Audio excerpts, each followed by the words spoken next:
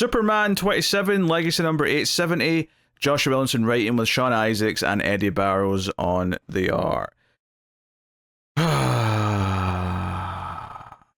Pete, I reading this, I immediately thought, well, this is one of those issues that's going to annoy Pete a lot. I just don't feel anything. I don't even have strong feelings. I just don't feel anything. I feel like Charlie Brown with a football when it comes to Josh Williamson at this point. Because I'll do my best to defend him and be like, well, look, you know, there's different stories, this, that, and the other, except it's been rinse and repeat. And I feel now that it's not a bug of, oh, well, he's trying to do these ideas and get them wrapped up. He's just throwing stuff up against a wall, talking about it, and then it never feels not properly resolved, but fulfillingly resolved before we're on to whatever new thing is. I think a good example here for this, it goes for his entire run, but I was feeling it especially in this issue, is like he's technically done a lot of things with Lex being kind of good with amnesia, getting his memory back, which he now says he has, but he's still operating in this particular way. It's wild to me how undefined I feel this Lex Luthor is in terms of how I feel about him. Like, I don't... Like, you tell me, okay, he's got these memories back, but he's still kind of acting different. He doesn't feel like classic Lex Luthor. And I don't necessarily mean, like, super evil Lex Luthor. I just mean he doesn't feel like Lex Luthor before he got amnesia at all. He still feels like a weird new character that doesn't really fit into any of this stuff. There's an air of mystery around him, but it's not because he's supposed to be mysterious. It's almost like they don't know what to do. They want him to be both like, hey, trust me, I'm the new Lex, but they also want to, you know, play upon what we are expecting with Lex. Especially where his story goes. The writing has not defined enough, I think, for the audience how to feel about him. The writing is not defined, like, who he is right now. And that would be fine for a little bit if there was some mystery. But the problem is that we spent so long with him with amnesia of thinking, yeah, but he's really still evil, right? Or at the very least, oh, he's going to be evil again as soon as he gets his memories back. And this weird kind of, like, non-committal to, like, doing either, oh, he wants to be good because even though he's got his memories back, he still remembers what it's like to not have them, and he wants to, he liked the taste of being a better person. Or alternatively, he's just as conniving as he ever was, and, like, he's pretending or whatever. Like, it just doesn't feel like it's committing to anything on either side. And I just feel like we're in this murky middle ground where every time he's in a scene and he's talking, I just, like, you don't sound like Lex. And the story's not done enough for me to make it feel like, oh, we've transformed into this new version of Lex where I'm excited about where he's going. It just kind of feels like I'm okay with Lex going on kind of a redemption story or becoming, you know, less of a villain and more of an anti-hero or more of a force that can be used for good or whatever. I just think that someone who's better at writing character arcs would have been a much better choice to tell that story than Joshua Williamson, because as it is right now, I just don't feel... And then you add in the fact that apparently he's somehow controlling what Marilyn Moonlight's doing, like by, like, sending her after certain targets, and, like, that's I can understand it in the term of manipulating her, knowing like she's the spirit of Metropolis. But yeah, the way that they lay it out was like, well, Lex knew where she was going to be before she even did. Because Lex is so smart. And I'm like, there's been nothing in here. It's a lot like the Mercy turn. There was nothing in here hinting at that. And then you just drop it in there and we're just supposed to accept it.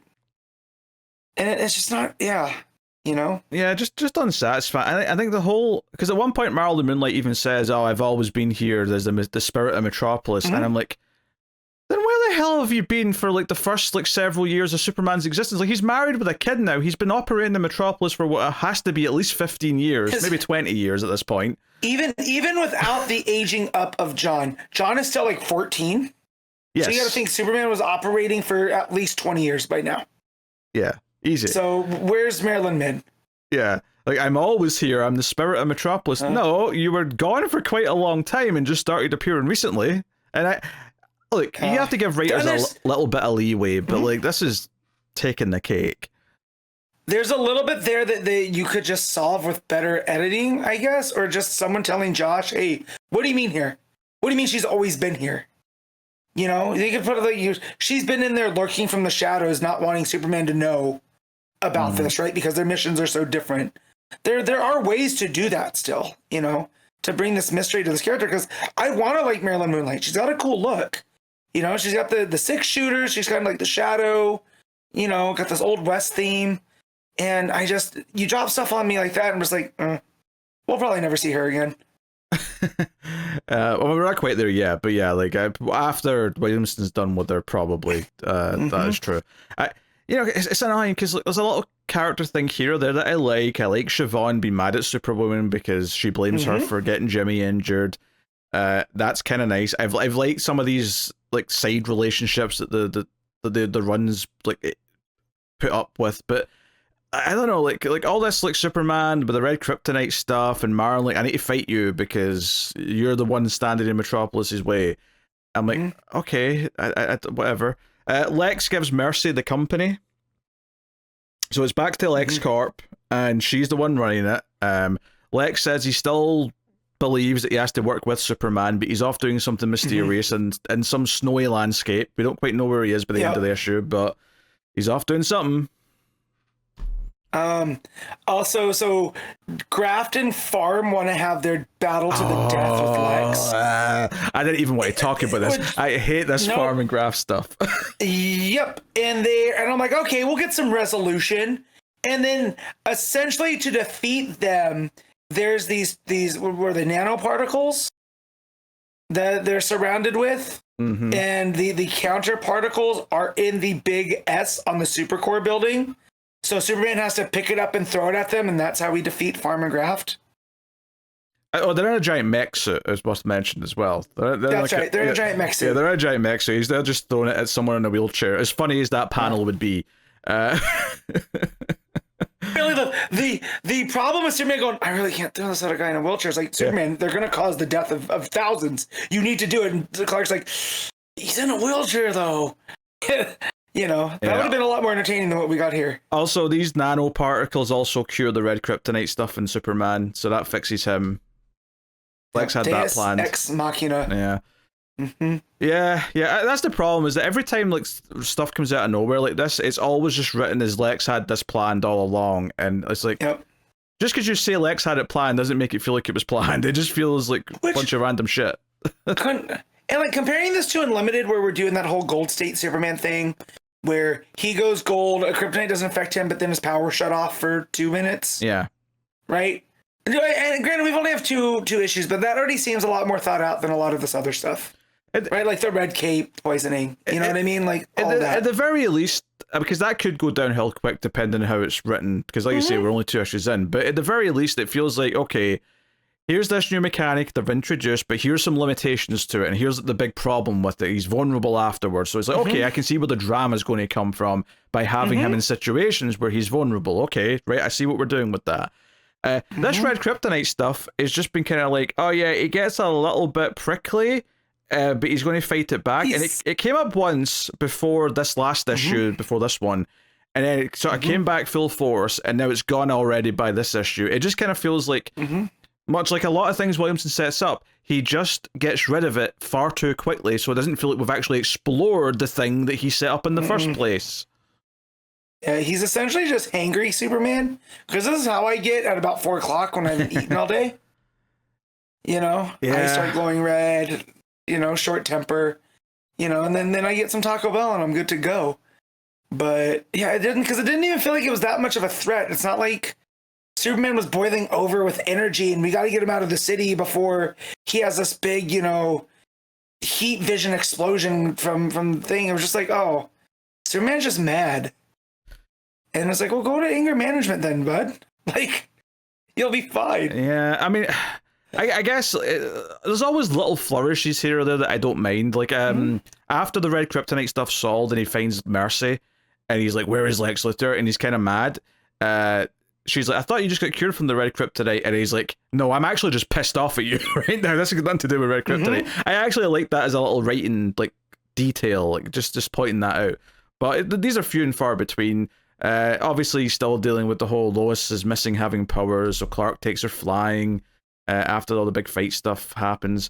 Which, by the way, I can't believe we brought Farm and Graft back only for them to be in a mech suit for like 3 pages and then be defeated. And that's them gone again, back to prison, presumably. It's been a long time since there's been some characters that I just genuinely detest. And I've not liked them since the beginning. And this did nothing to help that. Yeah, the other notable thing really is the epilogue scene, which is still building to what we're doing with the Darkseid Legion. They've got Time Trapper, but Doomsday breaks free of his chains and says he's going off to find the World Forger, which luckily I read this book first before another book this week, because this actually gets slightly, not paid off, but the next bit of this is in another issue that came out this week, which we'll be talking about later. So if you're I did it in reverse. I read the other one first, and then I read this, and I was like, oh, this makes much more sense in context now. Yeah.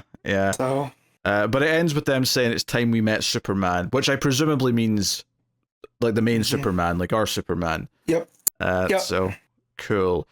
Also, they're besmirching your boy Booster Gold by saying he's useless. Big time. Although I do like that Saturn Girl he's no joke. He's the most important person in space, because he passed through the rift and whatever. So I feel like they are, putting him over before they make fun of him, which is always something good to do. Making him the key to things. That said, I don't trust Williamson. Well, to execute that. Yeah, but what she's praising here isn't that he's important for anything he's actually done. All she's saying is that because he traversed between the two universes, it's, I assume, opened some kind of pathway or gateway, and that's why she's saying he's important. Not because any of his superheroics have ever been important. No. But I do feel like they are setting up that Booster is important in a sense because he's him jumping back and forth between time. Like they always play him as a joke. And this might have just been because my love of the Dan Jurgens and Jeff Johns series, where that's what they did, is they had to keep up the comedic persona to keep other people off the trail that he was going back and fixing time. So the fact that he can be important, I do feel like there is that there. Like they're building him up or tearing him down so they can build him up a little bit. I mean, at the very least, I did not notice these. What's up? On you go. You guys say something about the scene. I was like the dark side flourishes on the Legion's uniforms. Oh yeah. Where like just the rockiness on them, that was something I didn't notice till now. So I thought that was pretty cool too. But yeah, what were you gonna say? Yeah, I was gonna say that I hope that this next arc, if we are actually doing stuff with this Legion, so therefore we're doing stuff that's relevant to like the ongoing universe. I hope that maybe focuses it in a little bit, and maybe because he has to adhere to what editorial saying, because we're building to an event, right? We're going to be doing something later in the year, and I would hope that reins him in a little bit, because he has to, at the very least, all the stuff related to this. Maybe he'll have some subplots going that are just his bullshit that might feel the way they always do, but maybe the main plot, if this is the main plot in the next arc, maybe it'll just be a bit more because it has to tie into what Mark Waid's doing in 5 months, maybe it'll keep him in check. I don't know. But that's the hope anyway. So, yeah, I mean, this seems like this is going to be the first book where we properly have characters intermingling from the two universes in some way. Yeah. Admittedly, it's not quite the big crossover yet, because until we actually get to see their Superman and our Superman meet, it's not the big crossover yet. Because the Darkseid Legion, they've been kind of referenced, we've seen these little epilogues with them, but they're not really fleshed out characters, right? These are just these are something separate from the actual characters we're following on the Absolute universe. So, I mean, the Absolute universe characters haven't even met yet. That's true. Yeah, either. You'd think we'd have to do that at some point, yeah. Yeah. So, do we get I feel like this Absolute Justice event where they form a league? Something. I feel like they have to. They have the big 7, right? Well, they don't have 7 quite yet. They're 6, but they got enough. But yeah, I feel like the arc will end with our universe being aware of their universe. So we just need Absolute Aquaman. We're just missing that. Well, I don't know. They might decide they want a second woman, because having just one woman out of 7's a bit. That said, though. Yeah. That said, how do we know that the Aqua character won't be Mara? Well, no, I was just going to correct myself, because our Green Lantern is not a guy. Our main Green Lantern's is Joe. It's Joe. Yeah, that's right. We've already kind of dealt with that. But again, hey, 3 women's also good. Yeah. Like, I'm not saying that's enough. Like, by all means, give us Mira, give us Andy. If maybe Arthur's already got a kid or something. Who knows? Yeah.